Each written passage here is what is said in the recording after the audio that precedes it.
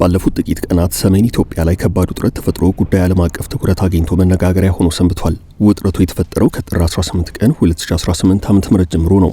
በዕለቱ የዋት ክፍለ ጦር በተከዜ አቅጣጫ በምስራቅና ምዕራብ ጠለምት በኩል በሁለት ግንባር ለተወሰኑ ሰዓታት የቀሰቀሰውን ውጊያ ተከትሎ ነበር ውጥረቱ የተፈጠረው። በጊዜው በጠለምት የተለያዩ አካባቢዎች በተካሄደው ውጊያ የዋት ታጣቂዎች ጥቃት እንደደረሰባቸውና ጥቂት የማይባሉ ወታደራዊ አመራሮች በመከላከያ ሰራዊት ምርኮኛ እንደነበሩ የሚያሳዩ መረጃዎች ወጥተዋል። ይህን ተከትሎም የኢትዮጵያ አየር መንገድ ወደ ትግራይ ክልል ከተሞች የሚያደርጋቸውን በረራዎች አቋርጦ ነበረም። ጉዳይ ያሳሰባቸው ዓለም አቀፍ አካላት በተለይም የተባበሩት መንግስታት ድርጅት፣ የአውሮፓ ህብረትና የአፍሪካ ህብረት መግለጫ አከታትለው አውጥተዋል።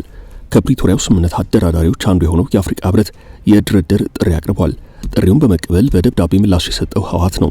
ህወሓት በምላሹ ለድርድር ዝግጁ ነኝ ብሏል። ህወሓት ለንግግርና ለድርድር ዝግጁ ነኝ ካለ በኋላ በቀናት ልዩነት ውስጥ የአፍሪካ ህብረት የፕሪቶሪያውን የዘላቂ ግጭት ማቆም ስምምነት ትግበራ አፈጻጸም የሚከታተሉ ባለሙያዎችን በትግራይ ክልል ጊዜያዊ አስተዳደር እውቅና ወደ ትግራይ ክልል መላኩ መዘገቡ ይታወሳል። ሰሞንኛውን ውጥረትና ሆናዊ ጉዳዮችን አያይዘን እንመለከታለን። አብራችሁን ቆዩ።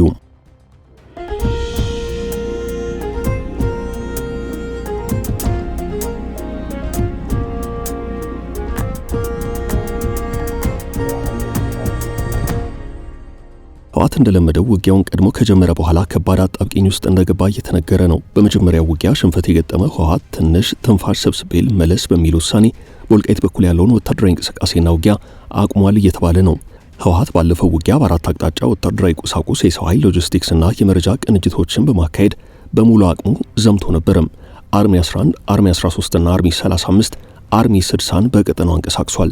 ኳልባ እስከ ሽራሮ ተከዘና እንዲሁም ሁመራ እስከ ደደቢትና ቆራሪት የሽረ መስመር በሱዳን በኩል አርሚ 70ን ያካተተው ከባድ ወታደራዊ እንቅስቃሴ ነበር የታየው። ከዚያ ሁሉ ዝግጅት በኋላ ህወሓት ድንገት ድንጋጤ ውስጥ ገብቷል። ለዚህ ነው የአፍሪካ ህብረት የድርድር ጥያቄ ሲያቀርብ ህወሓት ሳያመነታ ከፌዴራሉ መንግስት ጋር ለመነጋገር ዝግጁ ነኝ ያለው። የመንግስት ጣልቃ አትግቡብን ውሳኔም የፌዴራሉ መንግስት ያሳለፈውን ውሳኔ የተመለከቱ መረጃዎች እየወጡ ነው። በእርግጥ የፌዴራሉ መንግስት ውሳኔ እስካሁን በይፋ መግለጫ የተረጋገጠ አይደለም። ውሳኔው ከህወሓት እሺ ለመደራደር ዝግጁ ነኝ ከሚለው በተቃራኒው መሆኑን ግን በኢኮኖሚስት በኩል የወጣው ዘገባ አመላክቷል። ዘገባው የሚከተለውን ትርጉም ይዟል። በትግራይ ክልል የታየው አዲሱ ውጥረት ወደ ሰፊ ቀጠናዊ ግጭት ሊያመራ ይችላል የሚል ስጋት በማሳደሩ ኢትዮጵያ ወደ ሌላ አስከፊ ጦርነት እየተቃረበች ነው የሚለው ኢኮኖሚስት በዚህ ሳምንት እትሙ ያወጣው ጽሑፍ ባለፈው አንድ ዓመት የትግራይ ክልል ነዋሪዎች በገንዘብ እጥረት፣ በገበያ መመናመን፣ በከፍተኛ የዋጋ ንረት በተደጋጋሚ የጭንቅ ጊዜያትን አሳልፈዋል ይላል። እያንዳንዱ ክስተት በመቶ ሺዎች የሚቆጠሩ ሰዎች ያለቁበትን ጦርነት ትዝታ የሚቀሰቅስ መሆኑን ዘገባው ጠቅሶ በጥር ወር መጨረሻ የታየው አዲሱ ውጥረት ደግሞ ዳግም ጦርነት ይነሳል የሚለውን ስጋት ይበልጥ ከፍ አድርጎታል ብሏል። ይህ ማለትም በጥር 21 ቀን በፌዴራል ኃይላትና በህወሓት ታጣቂዎች መካከል ግጭት እየተቀሰቀሰ ሲሆን ይህም የፌዴራሉ መንግስት ወደ ትግራይ የሚደረጉ በረራዎችን እንዲያቋርጥ አስገድዶ ነበረም። ከሁለት ቀናት በኋላ የመንግስት ድሮኖች በመካከለኛው ትግራይ ጥቃት ሰንዝረዋል ያለው ዘገባው የትግራይ ጊዜያዊ አስተዳደር ፕሬዝዳንት ሌተናል ጄኔራል ታደሰ ወረደ በወቅቱ የነበረውን ሁናቴ ሙሉ ለሙሉ ጦርነት የሚመስል ነገር ነው ሲሉ ገልጸውት እንደነበር ኢኮኖሚስት አስታውሷል።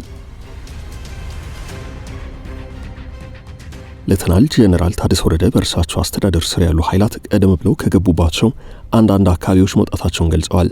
አለመግባባቱ በውይይት ሊፈታ እንደሚችልም ጠቆም አድርገዋል። ወደ ትግራይ የሚደረጉ በረራዎች በመጀመራቸው ዳግም ወደ ሙሉ ጦርነት ሊገባ ይችላል የሚለውን ስጋት ቀሪ አድርገውታል። ይሁን እንጂ ኢኮኖሚስት ዳግም ግጭት የመነሳት እድል አለ ይላል። ጠቅላይ ሚኒስትር አብይ ጥር 26 ቀን 2018 ዓ.ም በፓርላማ ባሰሙት ንግግር ህወሓትን ኢትዮጵያን ለማፍረስ የሚፈልግ ኃይል ሲሉ ከሰውታል። መጽሔቱ የጠቀሰው አንድ የህወሓት ባለስልጣን በበኩላቸው የኢትዮጵያ መከላከያ ሰራዊት በሙሉ ኃይሉ እየተንቀሳቀሰ መሆኑን ገልጸው ፖለቲካዊ ትዕግስት ካልተደረገ በስተቀር ሌላ ጦርነት አስከፊ መዘዝ ሊያስከትል ይችላል ብለዋል። የወሬ ምንጩ ይህን አያይዞ የአሁኑ ቀውስ መንስኤ በቀድሞ ጦርነት ያልተፈቱ ጉዳዮች እንደሆኑ ጠቅሷል። ጠቅላይ ሚኒስትር አብይ በ2010 ዓ.ም ወደ ስልጣን ከመጡ በኋላ የአማራ ክልል ሚሊሻዎችን ጨምሮ ህወሓትን የሚቃወሙ ኃይላት አቀናጅተው ነበር ያለው ዘገባው ከ2013 እስከ 15 በነበረው ጦርነት የአማራ ኃይላት ምዕራብ ትግራይን ተቆጣጥረዋል ይላል። በዚህም በመቶ ሺዎች የሚቆጠሩ የትግራይ ተወላጆች በኃይል እንዲፈናቀሉ ተደርገዋል። ብዙዎች አሁንም በክልሉ በሚገኙ መጠለያ ጣቢያዎች ውስጥ ይገኛሉ ብሏል ኢኮኖሚስት። ምንም እንኳን የ2015ቱ የፕሪቶሪያው የዘላቂ ግጭት ማቆም ስምምነት ተፈናቃዮች ወደ ቀያቸው እንዲመለሱና አወዛጋቢ በሆኑ ግዛቶች ውሳኔ እንዲሰጥ ተጨማሪ ድርድር እንዲደረግ ቢደነግግም የታየው መሻሻል ግን አነስተኛ ነው ብሎታል። ባለፈው ሳምንት ከህወሓት ጋር ግንኙነት ያላቸው ኃይላት የተከዘን ወንዝ ተሻግረው ወደ ጸለምት በመግባታቸው ውጥረቱ ከፍ ብሏል። ይህን ተከትሎ የአፍሪካ ህብረት ጥር 22 ቀን በይፋ ለማሸማገል ፈቃደኝነቱን ቢገልጽም ኢኮኖሚስት የጠቀሳቸው ምንጮች እንደሚሉት ከሆነ ግን የኢትዮጵያ መንግስት የቀረበውን ሐሳብ ውድቅ አድርጎታል። ከዚህ በተጨማሪ ህብረቱ በሀገሪቱ የውስጥ ጉዳይ ጣልቃ ከመግባት እንዲቆጠብ ማሳሰቡ ተገልጿል። ይህ የመንግስት ከባድ ውሳኔ ነው እየተባለ ነው። የወሬ ምንጩ በህወሓት ውስጥ ያለውን የውስጥ ክፍፍልና የጠቅላይ ሚኒስትር አብይ ከልዩ ልዩ ቀጠናዊ ኃይላት ጋር ያላቸውን የሻከረ ግንኙነት እንደ ምክንያት በመጥቀስ አዲስ ጦርነት መፈጠሩ አይቀርም ብሏል። ይሁን እንጂ የኢትዮጵያ ቀውስ ከሱዳኑ የእርስ በርስ ጦርነትና ከሰፊው የቀጠናው ባላንጣነት ጋር በእጅጉ የተሳሰረ መሆኑን አስጠንቅቋል። ሰላምን ለማስጠበቅ አስቸኳይ ጥረት ካልተደረገ በስተቀር በትግራይ ዳግም የሚቀሰቀስ ግጭት በፍጥነት ወደ ቀጠናዊ ጥፋት ሊያመራ ይችላል ሲል አሳስቧል። መንግስት ግን ጣልቃ አትግቡብን አይነት አቋም እንደያዘ ኢኮኖሚስት አስነብቧል። የራያው የ5 ቀን ውጊያም በራያ አላማጣ ቀጠና ላለፉት 5 ቀናት ያህል ተከታታይ ውጊያዎች ሲካሄዱ ነበርም። ውጊያው የተካሄደው በህወሓት ታጣቂዎችና በትግራይ የሰላም ኃይላት መካከል ነው። የዚህን ውጊያ ምክንያትና አጠቃላይ የህወሓት ከሁለት መከፈል ያስከተለውን ችግር ዋዜማ በዝርዝር አስነብባለች። ከ2 ዓመታት በላይ የተካሄደውን ጦርነት ከቋጨው የፕሪቶሪያው ስምምነት በኋላ ከሰብአዊና ኢኮኖሚያዊ ቀውስ ያልወጣ የትግራይ ክልል ያጋጠመው ፖለቲካዊ ቀውስ በክልሉ በርካታ ፖለቲካዊ አጀንዳዎች እንዲፈጠሩ ምክንያት መሆኑን በማስታወስ የሚጀምረው ዘገባው እስካሁን ድረስ ያለውን ሁኔታ ያመላክቷል።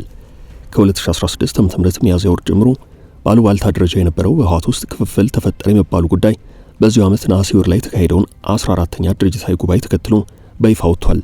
የድርጅቱ ሊቀመንበር ደብረጽዮን ገብረ ሚካኤል የሚመሩት ቡድንና በወቅቱ የጊዜ አስተዳደሩ ፕሬዝዳንት የነበሩት አቶ ጌታቸው ረዳ የሚመሩት ቡድን በየፊናቸው በሚዲያ ፕሮፓጋንዳ ከታገዘ ቃላት ጦርነት አንስቶ በኋላም አመራሮቹ የክልሉ የማይነቀነቅ ምሰሶ በማለት የሚኮሩበትን የትግራይ ተዋጊ ኃይል እስከ መሰንጠቅ የደረሰ ሁናቴ ተፈጥሯል።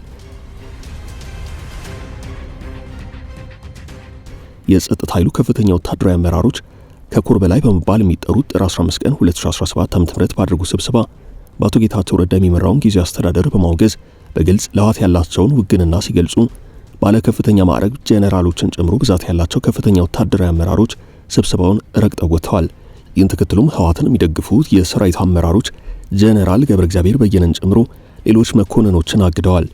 ውሳኔው በአሁኑ ወቅት የጠቅላይ ሚኒስትር አብይ የምስራቅ አፍሪካ ጉዳዮች አማካሪ ሚኒስትር አቶ ጌታቸው ረዳ የሚመሩትን ስምረት ፓርቲ ጨምሮ በክልል ውስጥ በርካታ የፖለቲካ ኃይላት እንዲፈጠሩ በጎጥና አካባቢ ላይ የተመሰረተ ፖለቲካዊ እንቅስቃሴ ኃይልን ማዕከል ያደረገ የዞን የወረዳና የከተማ አመራር ለውጥ እንዲሁም ውሳኔው በተሰጠበት ዕለት ስብሰባውን ረግጠው የወጡት ከፍተኛ መኮንኖች ከትግራይ ኃይላት የተገነጠለና ራሱን የሐራ መሬት ወይም ነፃ መሬት ታጋዮች በማለት የሚጠራውን ታጣቂ ኃይል እንዲያቋቁሙ በር ከፍቷል። ይኸው የሐራ መሬት ታጣቂ ኃይል የአፋር ክልልን ከትግራይ ጋር በሚያዋስኑት አካባቢዎች በደቡብና ደቡብ ምስራቅ ትግራይ ዞኖች ይንቀሳቀሳል። ብርጋዴር ጄኔራል ገብረ እግዚአብሔር በየነ ወደ አንጥሮ ጥር 15 ቀን 2017 ዓ.ም የተደረገውን የከፍተኛ ወታደራዊ መኮንኖችና የጦር ግንባር አዛዦች ስብሰባ ረግጠው ከወጡት መኮንኖች መካከል አንደኛው ናቸው። ከ4 ወራት በኋላ ግን በፓርቲ የማይታዘዝ የራሳቸውን ሰራዊት ለመፍጠር በአፋርና ትግራይ አዋሳኝ አካባቢዎች መውረዳቸውን ይፋ አድርገዋል። በክልሉ በተፈጠረው ሁናቴ ቅሬታ የነበራቸው የህወሓት ማዕከላዊ ኮሚቴ አባላት የዞንና ወረዳ አመራሮች በትግራይ ኃይል ውስጥ በአመራርነት በተራ የሰራዊት አባልነት ደረጃ ላይ ነበሩ። ወታደራዊ እንዲሁም ሌሎች ወጣቶች ጄኔራሉን በመከተል ከመሰባሰብ ባለፈ በአፋር የሚንቀሳቀሰውና እኚህ ጄኔራል በበላይነት የሚመሩት የታጣቂ ኃይል አባል ሆነዋል።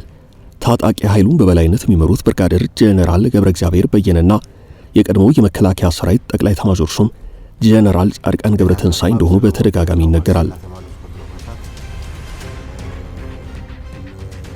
የጠቅላይ ሚኒስትሩ አማካሪ አቶ ጌታቸው ረዳ የሚመሩትና በርካታ የቀድሞ የህወሓት ማዕከላዊ ኮሚቴ አባላትን ያቀፈው ስምረት ፓርቲ የታጣቂ ኃይሉ የፖለቲካ ክንፍ እንደሆነም በተደጋጋሚ ስሙ ይነሳል። አቶ ጌታቸው ረዳም ሆኑ ምክትሎቻቸው ፓርቲው የሚመራው ወታደራዊ ኃይል እንደሌለ በመግለጽ ወሬውን ውድቅ ያደርጉታል። ታጣቂ ኃይሉ በአፋር ክልል ነፍጥ አንግቦ የሚንቀሳቀስ ከመሆኑ ጋር ተያይዞ በትግራይ ክልል ያለውን ጊዜ አስተዳደር እንዲሁም ህወሓትን ለማስወገድ እንደሚታገል ቢገለጽም የታጣቂ ኃይሉ አመራሮች ግን ወታደራዊ መንግስት የመመስረት ፍላጎት እንደሌላቸው በክልል ውስጥ ሰላማዊ ፖለቲካ እንቅስቃሴ ለመፍጠር በሰላማዊ መንገድ እንደሚታገሉ ይናገራሉ። ያም ሆኖ ከህወሓት ጋር በራያ ግንባር ለ5 ቀናት ያህል ውጊያ አካሂደዋል። በዚህ ውጊያ ምክንያት የፌዴራሉ መንግስትና ህወሓት ዳግም ወደ ጦርነት እንዳይገቡ ስጋት አለም።